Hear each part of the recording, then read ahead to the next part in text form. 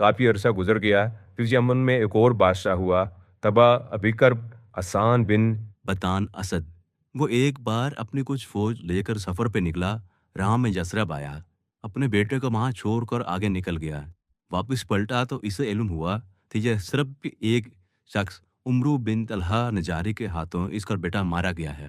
کہتے ہیں بادشاہ کا بیٹا عمرو کے بال سے کھجوریں توڑ رہا تھا، عمرو نے درانتی ماری، وہ ایسی لگی کہ وہ مر گیا۔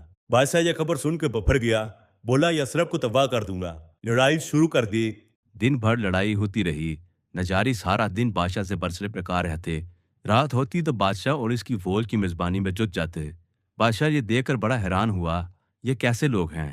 یہ بھی کہتے ہیں کہ بادشاہ اصل میں اپنے پرانے رشتہ دار اوس و خزرج کی مدد کے لیے آتا ہے۔ اس سے خبر ملی تھی کہ وہاں کے یہودیوں نے ان پر دست درازی کی ہے۔ وہ ان سے لڑائی کرنے لگا تو اس کا بیٹا عمرو کے ہاتھ سے اتفاقاً مر گیا۔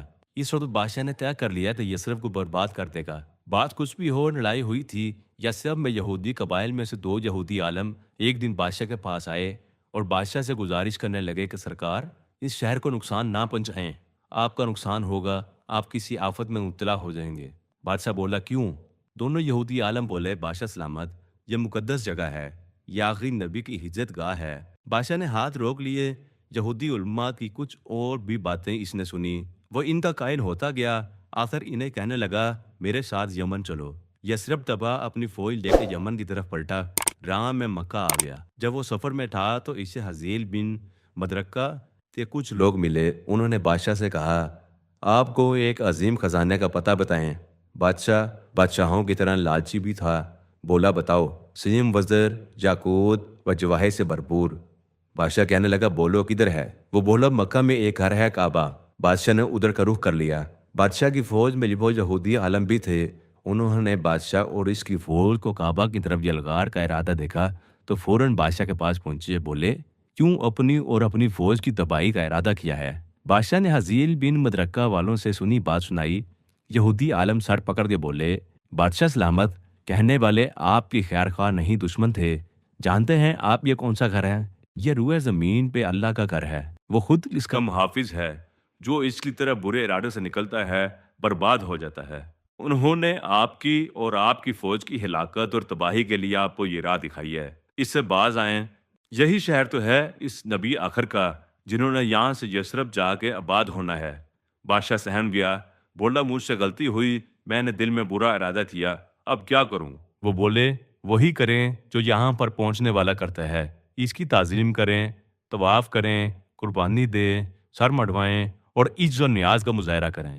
بادشاہ بولا تم لوگ کیوں طواف کے لیے ادھر نہیں آتے؟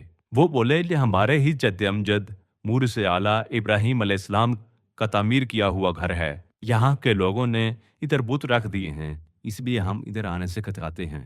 بادشاہ نے حزیل بن مدرکہ کے جن لوگوں نے اسے غلط راہ پر چلانے کی کوشش کی تھی انہیں سزا دی اور خود مکہ جات کے کعبہ کا طواف کیا، سر منڈایا، 6 دن وہاں قیام کیا، لوگوں کو گوشت کھلایا، شہد ملا، پانی پلایا۔ وہیں قیام کے دوران اسے خواب آیا کہ کعبہ پہ غلاف چڑھائے۔ پہلے اس نے کھدر کا غلاف چڑھایا، پھر خواب آیا اسے بہتر غلاف چڑھایا جائے۔ اس نے یمن کے مافری کپڑے کا غلاف چڑھایا، پھر خواب آیا اس سے بھی بہتر، تب اس نے دھاری دار سرخ کپڑے کا غلاف بنواتی چڑھایا۔ مورخین کہتے ہیں تبا یمن وہ پہلا شخص ہے جس نے بیت اللہ پہ غلاف چڑھایا اور کعبے کے متولی جرہم قبیلہ کو تاکید کی کہ بیت اللہ میں صفائی رکھیں۔ یمن کا بادشاہ واپس یمن پہنچا تو اس کے ساتھ یثرب کے دونوں یہودی عالم بھی تھے۔ بادشاہ نے اپنے ہم وطنوں کو یہودیت کی طرف بلایا اور کہا یہ بت پرستی سے بہتر ہے۔ اس کے لوگوں نے انکار کر دیا۔ طے یہ پایا کہ ایک آگ کا الاؤ روشن کیا جائے، وہی آگ 2 ٹوک فیصلہ کرے گی، ظالم کو اپنی گرفت میں لے لیتی ہے اور مظلوم اور سچے کو کچھ نہیں کہتی۔ چنانچہ یمنی لوگ اپنے بتوں کے ہمراہ میدان میں آئے اور یہودی عالم اپنے صحیفوں کو حمائل کیے ہوئے ادھر پہنچے۔ آگ الاؤ سے نکلی اور بت پرستوں کی طرف لپکی تو وہ ڈر کے دور ہونے لگے۔ یہودی علماء صحیفوں کو گلے میں لٹکائے صحیح سالم آگ سے نکل آ گئے۔ آگ کے فیصلے سے حمیر قبیلے کے بہت سے لوگ یہودیت کے قائل ہو گئے۔ یہ ان دنوں کی بات ہے جب حضرت عیسیٰ علیہ السلام ابھی دنیا میں نہ آئے تھے اور وہ یہودی اپنے عہد کے سچے مسلمان تھے۔ انہوں نے یثرب کو آخری نبی صلی اللہ علیہ وسلم کی ہجرت گاہ کے طور پر پہچانا تھا اور مکے کی صحیح تعظیم کی تھی۔ انہی سے رسول اللہ کے بارے میں پیشن گوئیاں سن کے تبا یمن اسد حمیری نے یہ اشعار کہے تھے: میں گواہی دیتا ہوں کہ احمد صلی اللہ علیہ وسلم اللہ تعالیٰ خالق ارواح کے رسول ہیں۔ اگر میری عمر دراز ہوئی تو میں ان کا وزیر اور حامی ہوں گا، ان کے دشمنوں سے لڑوں گا اور ان کے دل سے ہر رنج و علم کو دور کروں گا۔ یہ اشعار ابو ایوب انصاری کے پاس محفوظ تھے اور انصار یہ اشعار گنگنایا کرتے تھے۔ کتاب القبور میں ابن ابی دنیا نے بیان کیا ہے کہ صفا میں ایک قبر کی کھدائی سے دو عورتوں کے دفن جسم نکلے۔ ان کے ہمراہ ایک نقرائی تختی پہ آبلزر سے یہ عبادت کنندہ تھی۔ یمس اور حبیب دختران تبا کی یہ قبر ہے۔ یہ دونوں اللہ وحدہ لا شریک کی الوہیت کا اقرار کرتی ہوئی فوت ہوئیں۔ اسد حمیری کے بعد حسان بن تبان اسد تخت نشین ہوا۔ یہ خاتون یمامہ زرقہ کا بھائی تھا۔ اس نے عرب و عجم کو زیر کرنے کا منصوبہ بنایا، مہم پر نکلا، عراق پہنچا اور حمیری اور یمنی قبائل اس کے خلاف ہو گئے۔ واپس لوٹتے وقت انہوں نے اس کے بھائی عمرو کے ساتھ ساز باز کی منصوبہ یہ بنایا کہ عمرو اپنے بھائی حسان کو قتل کر دے اور وہ سب اسے بادشاہ تسلیم کر لیں گے۔ سب اس سازش میں متفق تھے سوائے زور ہند حمیری کے۔ زور عین حمیری نے عمرو کو ایسا کرنے سے منع کیا۔ وہ ارادے سے باز نہ آیا تو زو عین حمیری نے 2 شعر لکھ کے عمرو کے پاس امانت رکھ چھوڑے: سنو، جو شخص راحت کے نیند کے بدلے بے خوابی کا خریدار ہو وہ سیاہ بخت ہے۔ نیک بخت وہ ہے جو ٹھنڈی آنکھ کے ساتھ رات بسر کرے۔ حمیر نے بے وفائی کر کے خیانت کی ہے، اللہ کے پاس زرین معذرت خواہ ہے۔ عمرو اپنے بھائی حسان کو قتل کر کے یمن آ گیا۔ بادشاہ تو بن گیا مگر نیندیں اس پر حرام ہو گئیں۔ بے خوابی میں مبتلا ہوا تو اس نے طبیبوں اور کہانوں سے رجوع کیا۔ انہوں نے تشخیص کی کہ جو شخص ناحق اپنے کسی بھائی یا عزیز کا خون کر دے اس کی نیند اچاٹ ہو جاتی ہے، وہ بے خوابی کے مرض میں مبتلا ہو جاتا ہے۔ یہ جان کے اس نے بھائی کو قتل کرنے کا مشورہ دینے والوں کو پکڑ کر قتل کرنا شروع کر دیا۔ جب زرین کو قتل کے لیے پکڑا تو اس نے کہا: میرا تیرے بھائی کے قتل سے تجھے منع کرنے کا ثبوت تیرے پاس موجود ہے۔ عمرو نے پوچھا: وہ کیا؟ زرین نے اس کے پاس رکھوائے اپنے لکھے ہوئے اشعار کی طرف اسے متوجہ کیا۔ وہ کاغذ کھول کے پڑھتا گیا تو اس پہ اس کے اشعار لکھے تھے۔ اسے چھوڑ دیا گیا مگر عمرو خود اسی مرض سے مر گیا۔ یمن طائف الملوکی کا شکار ہو گیا۔ ایک حمیری جس کا نام لخمیہ جنوب زناشتر تھا، جو شاہی خاندان سے نہیں تھا، وہ زور بازو سے سلطنت پہ قابض ہو گیا۔ اہم لوگوں کو اس نے مروا دیا، شاہی خاندان کو تباہ کر دیا۔ وہ کئی بری عادتوں کا عادی تھا۔ ایک اس کی بری عادت لواطی ہونا بھی تھی۔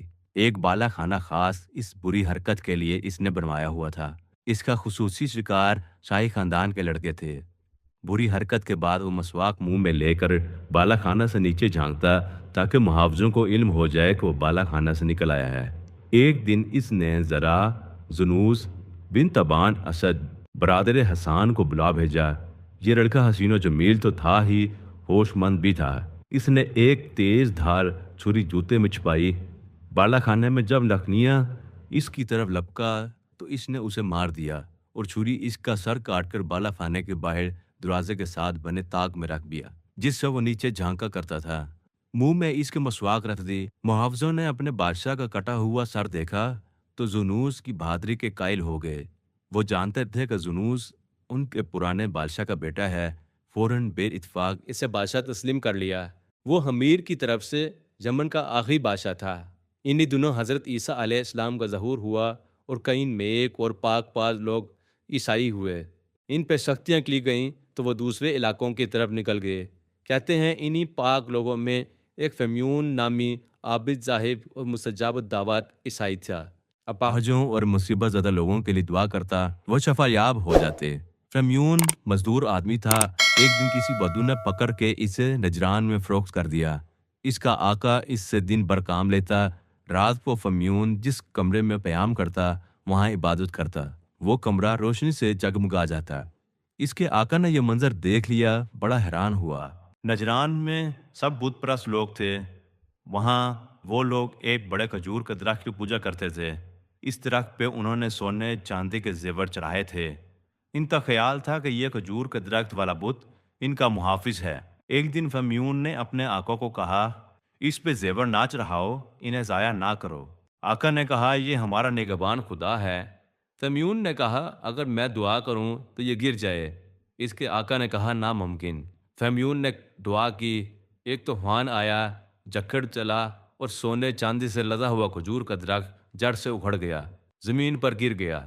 نجران کے لوگ فیمیون کی یہ کرامت دیکھ کے بت پرستی سے تائب ہو کر عیسائی ہو گئے۔ یمن میں اس واقعے کی خبر پہنچی تو زنوس شاہ غصے میں یمن سے فوج لے کر نجران آ پہنچا۔ بولا موت اور یہودیت میں سے ایک کو پسند کر لو۔ ایک بڑی کھائی میں آگ جلا لی، نجران کے بے گناہ لوگوں کو اس کے آگ میں دھکیل کر جلا دیا، مار دیا۔ کہتے ہیں وہ 20,000 لوگ تھے۔ یہ واقعہ سورہ بروج قرآن 10:58 میں مذکور ہے۔